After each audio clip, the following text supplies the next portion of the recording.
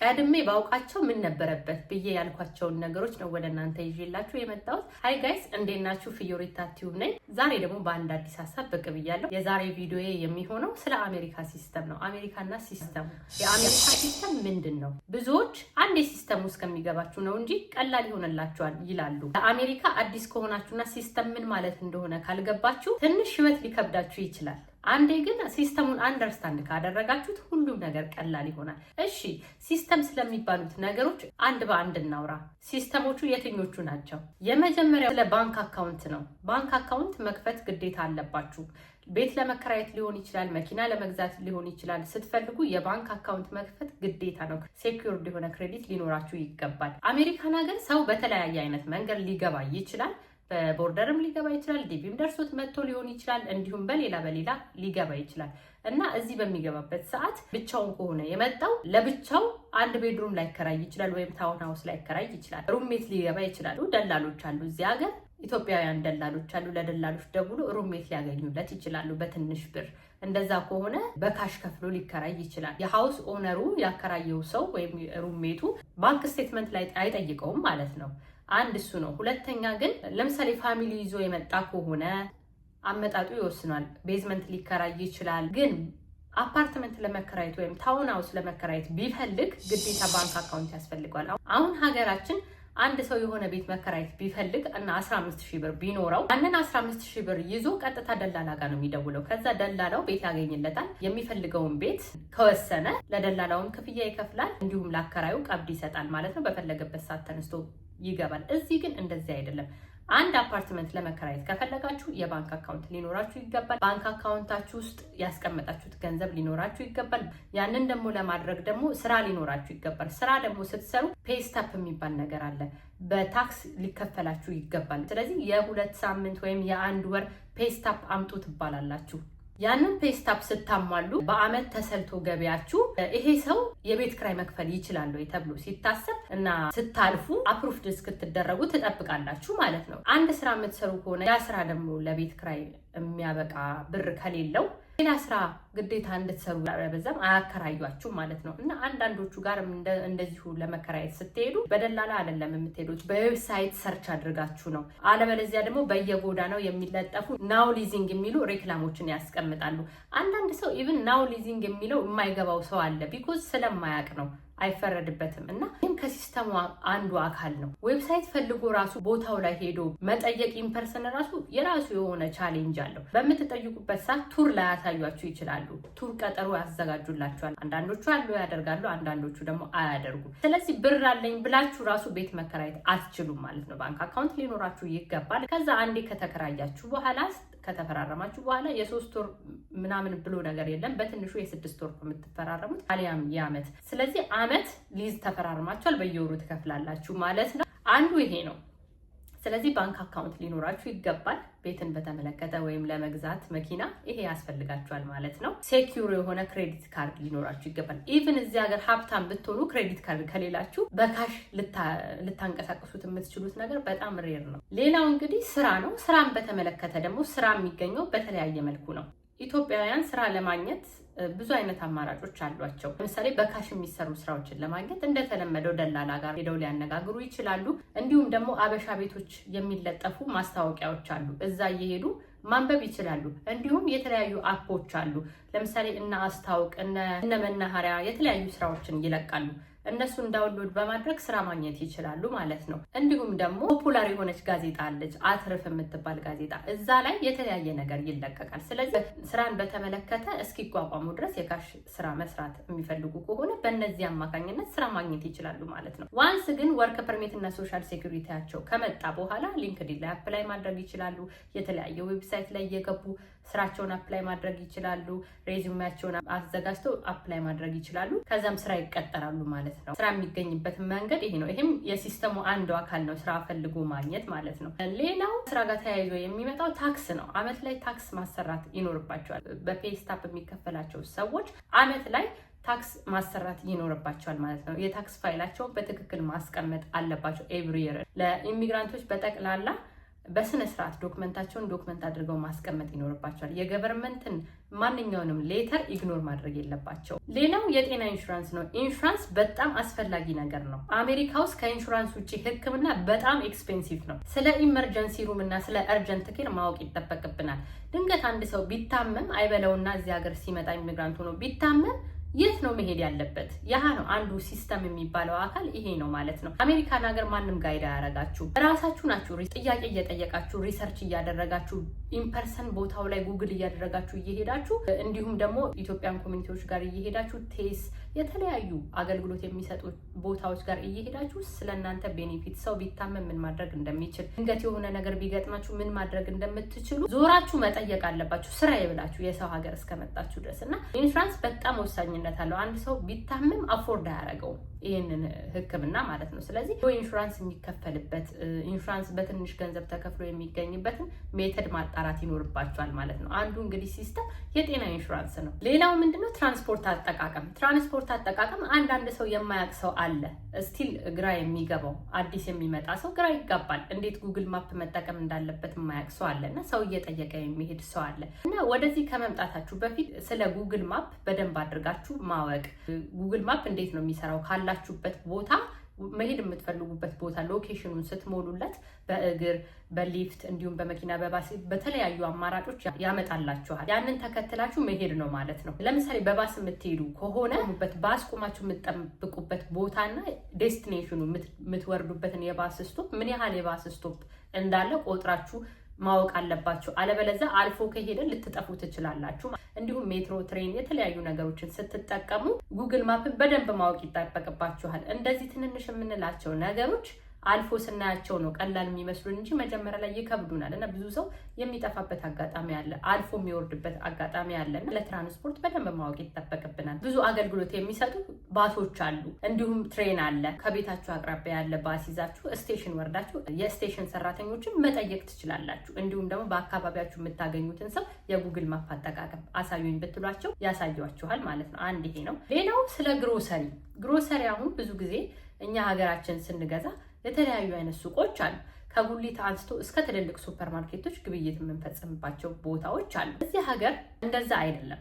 ፋርመርስ ማርኬት እሑድ ሊኖር ይችላል እንደ ጉሊት አይነት ነገር ሆኖ ጀስት ሼድ አድርገው፣ ግን ሞስት እናንተ የምትገዙት ትልልቅ ስቶሮች ነው።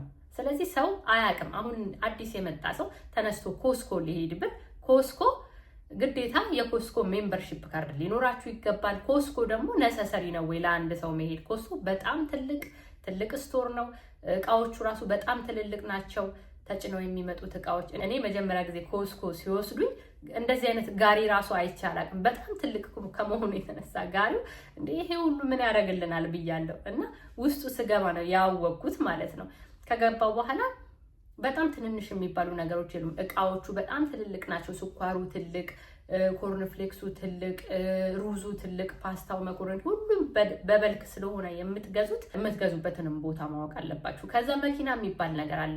ከገዛችሁ በኋላ እቃውን እንዴት ነው የምትጭኑት? በጣም ትልቅ ስለሆነ ይዛችሁ ባስ ውስጥ ገብታችሁ መቼስ ይከብዳል።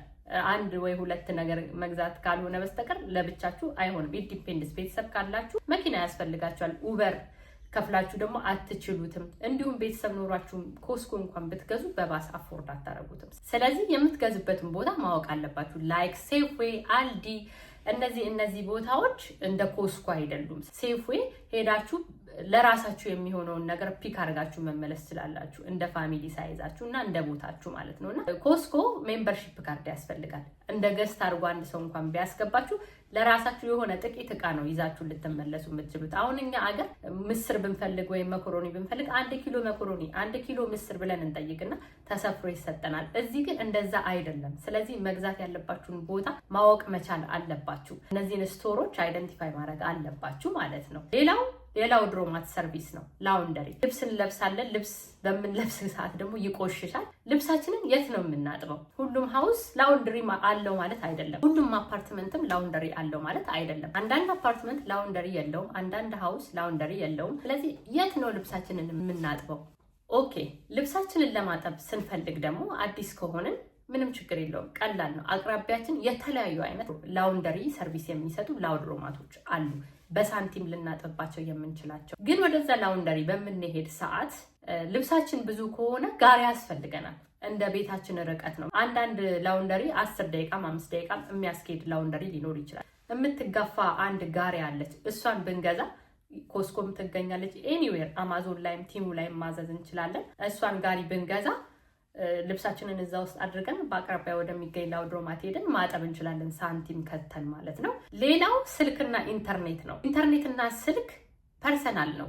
ለምሳሌ ቤት ስትከራዩ ዩቲሊቲ ኢንክሉድድ የምትከራዩበት አፓርትመንት አለ። ዩቲሊቲ ደግሞ ያልተካተተበት አፓርትመንት አለ። ዩቲሊቲ ካልተካተተ ለብቻ ነው የምትከፍሉት። ዩቲሊቲ ኢንክሉድድ ከሆነ ደግሞ አብሮ ነው ከቤት ኪራይ ጋር ከገንዘባችሁ የሚቆረጠው። ስልክና ኢንተርኔትን በተመለከተ ደግሞ እዚህ ሀገር ለየት የሚያደርገው ነገር ምንድን ነው? አሁን ለምሳሌ እኛ አገራችን ሲም ካርድ እናወጣለን። ከቴሌ ሄደን ሲም ካርድ እናወጣለን። ከዛ ስንፈልግ ነው ከሱቅ ሄደን ካርድ የምንገዛው። የ25 ብር ካርድ፣ የ10 ብር ካርድ፣ የ15 ብር ካርድ የምንፈልገውን ካርድ ገዝተን እንሞላለን። ከዛ ሲያልቅብን ነው እንደገና ሌላ ባላንስ የምንሞላው። አለ አገራችንም ላይ አለ የመስመር ስልክ የምንለው። ከሀገራችን ስንፈልግ ነው የምንገባው። እዚህ ሀገር ግን ሁሉም ከአካውንታችሁ ነው የሚቆረጠው። የተለያየ አይነት ፓኬጅ አለ። ሲም ካርድ ስታወጡ በወር አካውንታችሁ 50 ብርም እየተቆረጠ በወር የምትጠቀሙበት ሲም ካርድ ነው የምታወጡት። እንዲሁም ደግሞ የኢንተርናሽናል ኮሎችን በምታደርጉ ጊዜ ኤክስትራ ሊቆርጥባችሁ ይችላል ማለት ነው። ስለዚህ እንደፈለጋችሁ ሱቅ ሄዳችሁ የምትገዙት ካርድ የለም ማለት ነው። ኢንተርኔትን በተመለከተ እንዲሁም በወር ነው የምትከፍሉት። እሱም ከአካውንታችሁ ነው የሚቆረጠው። ሌላው ትምህርት ቤት ነው። ትምህርት ቤትን በተመለከተ ልጅ ይዛችሁ ከመጣችሁ ልጆቻችሁን ትምህርት ቤት ማስገባት ብትፈልጉ የዴኬር ፕሮግራሞች አሉ። ለምሳሌ ህጻናት ከሆኑ የዴኬር ፕሮግራሞችን ለማስገባት ብትፈልጉ የነፃ ዴኬሮች አሉ። ግን እሱን ለማግኘት በጣም ረጅም ፕሮሰስ ነው የምትጓዙት። ገንዘቡን ደግሞ ከፍላችሁ አፎርድ አታደርጉትም። ስለዚህ ምንድነው ማድረግ ያለባችሁ? ኢንፐርሰን ዴኬሩ ጋር ሄዳችሁ ፍሪ ስኮላርሺፕ የምታገኙበትን መንገድ መጠየቅ። ፍሪ ስኮላርሺፕ ለማግኘት ከእናንተ የሚጠበቅ ዶክመንቶች አሉ። ላይክ የልደት ምስክር ወረቀት፣ ፔስታፕ መስራት አለባችሁ እዚህ ሀገር ዴኬር ለማስገባት እና ፔስታፕ ያስፈልጋችኋል። የቤት ኪራይ ሊዝ ያስፈልጋችኋል። አቅርቡ የምትባሉትን ዴኬሩ የሚፈልገውን ነገር ካቀረባችሁ በኋላ በአንዴ አክሰፕት አያደርጓችሁም። ዌይቲንግ ሊስት ውስጥ ነው የሚያስገባችሁ። ዌይቲንግ ሊስት ውስጥ ካስገቧችሁ በኋላ ጊዜያችሁ ሲደርስ ይደውሉላችኋል። ከዛም በኋላ ነው ልጆቻችሁን የምታስገቡት። እስከዛ እንግዲህ ቤት ነው የምትሆኑት። ትንሽ መጨናነቅ ሊኖር ይችላል። ምንም ማለት አይደለም፣ ያልፋል። ዋንስ ከተስተካከለ በኋላ መስመር ከያዘ በኋላ ሁሉ ነገር ቀላል ይሆናል። እንዲሁም ደግሞ ከፍ ያሉ ልጆች ካሏችሁ ግዴታ ያረፋችሁበት ሰው ወይም ደግሞ የገባችሁበት ቤት እንዲሁም የተከራያችሁበት ቤት አድራሻ ያስፈልጋል። ከግማሽም ቢሆን ይቀበሉላችኋል። የትምህርት ቤት ሲስተም ማወቅ ይጠበቅባችኋል። እንዲሁም አሜሪካ ላይ ስኪል ማተር ያደርጋል። አይኖ ነገሮችን ለማለፍ ላይፍን ሰርቫይቭ ለማድረግ ግዴታ የተገኘውን ስራ ነው መስራት ያለብን። ግን ፊውቸርንም እያሰብን መሄድ ግዴታ አለብን። የተገኘውን ስራ እየሰራን እንደምንም ሰዓታችንን አብቃቅተን አፎርደብል የሆኑ ኮሚኒቲ ኮሌጆች የነፃ ትምህርቶች ያሉባቸው አሉ። እስኪላችንን አፕግሬድ ማድረግ እንችላለን። እዛ ሄደን በነፃ የሚሰጡ ትምህርቶች አሉ። ለምሳሌ እዚህ ሲልቨር ስፕሪንግ አካባቢ ሞንጎመሪ ኮሌጅ አለ። እዛ የተለያዩ የነፃ ትምህርቶች ይሰጣሉ። እነ ሲኤንኤ፣ የዴኬር ትምህርት፣ የተለያዩ ነገሮች በነፃ የሚሰጡበት ኮሌጅ ነው። ኢንፐርሰን ሄዳችሁ ብትጠይቁ ጥሩ ነው። እኔ ብዙ ጊዜ ኢንፐርሰን መሄድም እመርጣለሁ።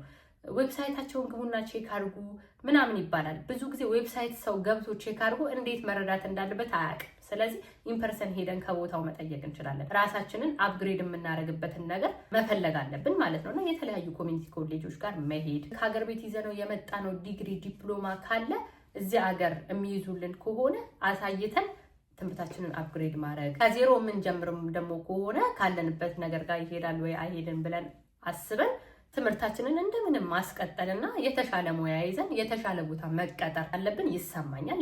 እዚህ ሀገር የተለያዩ ሙያዎች ያበላሉ፣ እንደምናስባቸው አይደለም። አሁን ሀገራችን በጣም ብዙ ፀጉር ቤቶች አሉ።